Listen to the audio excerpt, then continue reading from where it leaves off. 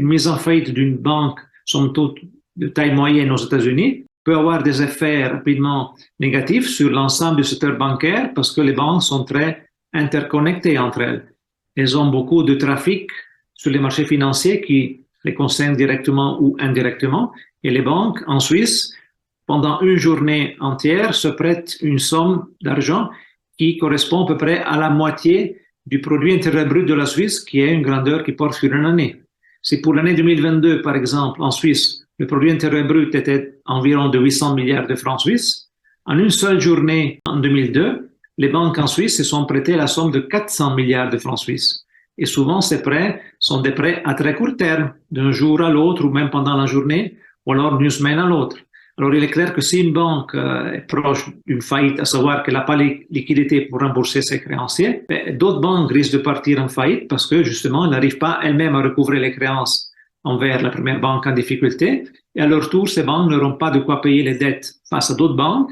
Et par effet de domino, l'ensemble du secteur bancaire risque de partir en éclat rapidement. Qui plus est, si les rumeurs circulent, qu'il y a une banque ou une autre banque en difficulté, par exemple dans le cas de Crédit Suisse, il y a eu des scandales, il y a eu des pertes financières colossales par rapport à des activités liées à la banque d'investissement, notamment dans le monde anglo-saxon. C'est clair que ces rumeurs et ces résultats négatifs font craindre que Crédit Suisse risque de ne pas être à la hauteur des attentes, de ne pas payer les dividendes à la fin de l'année, d'avoir des prix sur le marché des actions qui baissent.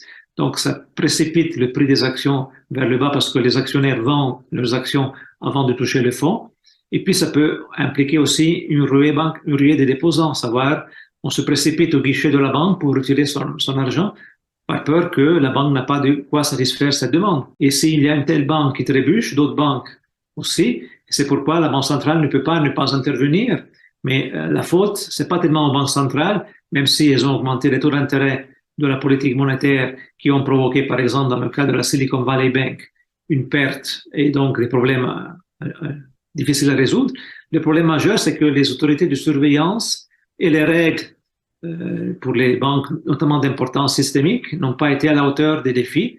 Les autorités de surveillance, y compris la FINMA, n'ont pas voulu vraiment surveiller de près ce que les banques font, aussi parce qu'il est difficile d'y comprendre quelque chose. Les produits financiers sont très complexes et qui plus est, les activités financières d'une banque comme Crédit Suisse se font au plan international. Donc, une autorité en Suisse a difficilement un regard sur ce que la banque suisse fait à l'étranger.